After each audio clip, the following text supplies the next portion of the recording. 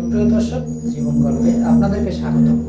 ক্যামেরার সামনে দাঁড়িয়ে আছে এই মুহূর্তে ছোট্ট একটি বোন। আমরা শুনবো তার একটি বোনের গল্প। আসসালামু আলাইকুম আপু, কেমন আছেন? আলহামদুলিল্লাহ ভালো আছি। আপনি কেমন আছেন? জি আলহামদুলিল্লাহ, আমি ভালো আছি।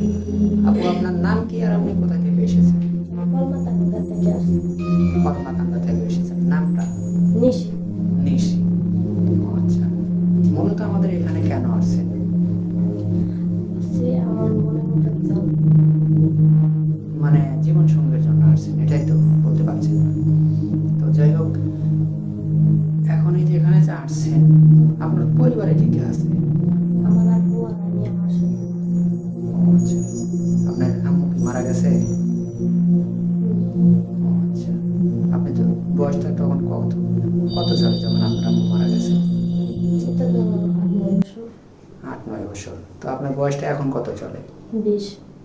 আচ্ছা, যাই হোক আপু, আপনি যে এখানে আসছেন, রোজা আছেন তো নাকি? হ্যাঁ, রোজা আছে।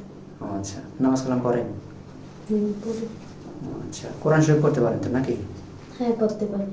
ও আচ্ছা, যাক, মাশাল্লাহ, অনেক সুন্দর, শুনে খুশি হলাম। তো যাই হোক, এখানে যে আসছেন, আপনার বয়সটা তো 20 বছর। তো আপনি এখন আপনার লাইফ পার্টনার হিসাবে কীরকম বয়সী ছেলে চাচ্ছেন?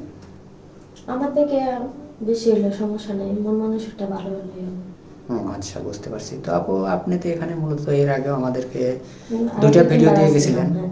তো যাই হোক, এখনও কি আপনি সাড়া পান নাই? না ভাই, এটা কেমন কপাল, কোনো সাড়া পাইলাম না।